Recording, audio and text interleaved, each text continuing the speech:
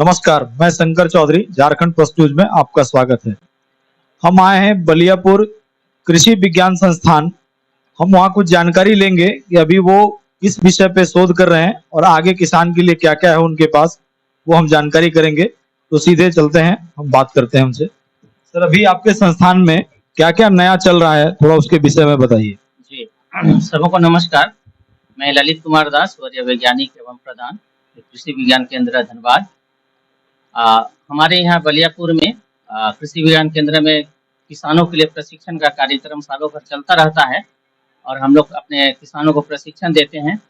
जिस तरह का समय होता है, यदि खरीफ का समय है तो खरीफ में जो फसलें लगती हैं, चाहे वो धान हो, चाहे मड़ुआ हो, या फिर अरहर है, दलहन है, तेलहन है।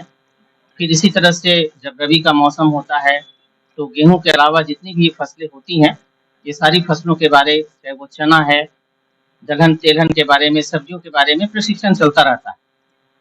लेकिन अभी इस वर्ष चूंकि हम लोग 2023-24 मोटे अनाज की खेती हम लोग कर रहे हैं और मोटे अनाज में मड़ुआ और कुटकी, सांवा, कोदो, ज्वार, बाजरा की खेती को हम लोग बढ़ावा दे रहे हैं।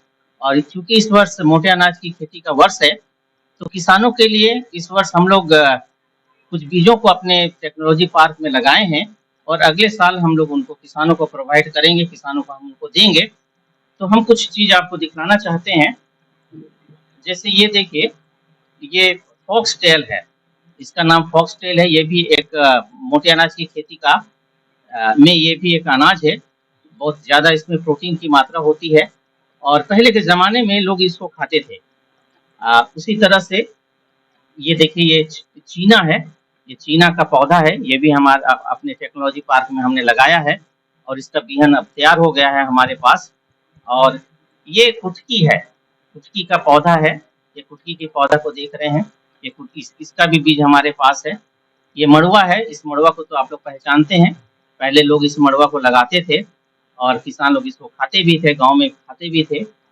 और एक और मेरे पास है, और ये गुंदली है।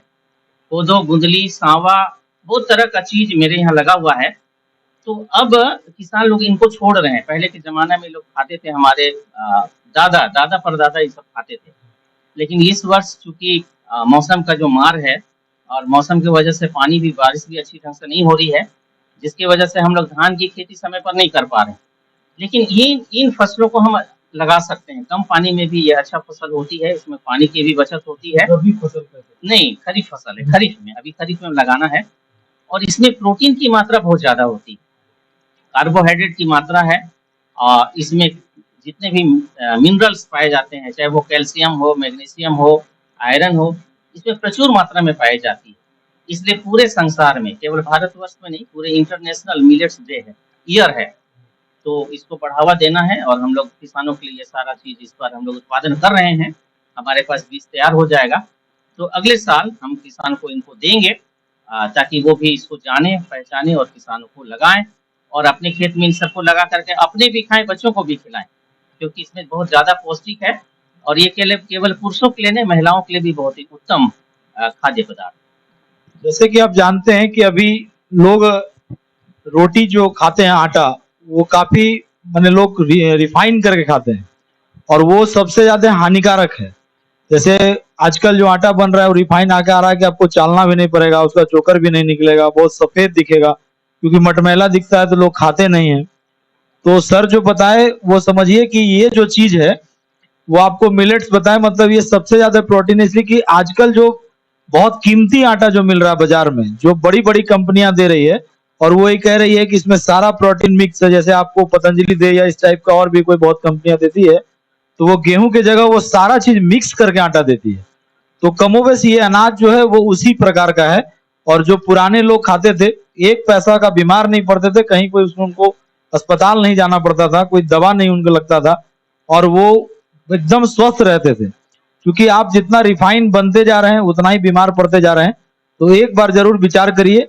और जो किसान भाई हैं उनसे हम कहेंगे कि अगर इसकी खेती करते हैं और आप अपने घर में अगर इसका उपयोग करते हैं तो शायद आप भी स्वस्थ रहेंगे, आपके घर परिवार भी स्वस्थ रहेंगे। यही सोच करके कृषि विज्ञान बलियापुर ये कार्य कर रही है। और आगे भी करते रहेगी। धन्यवाद।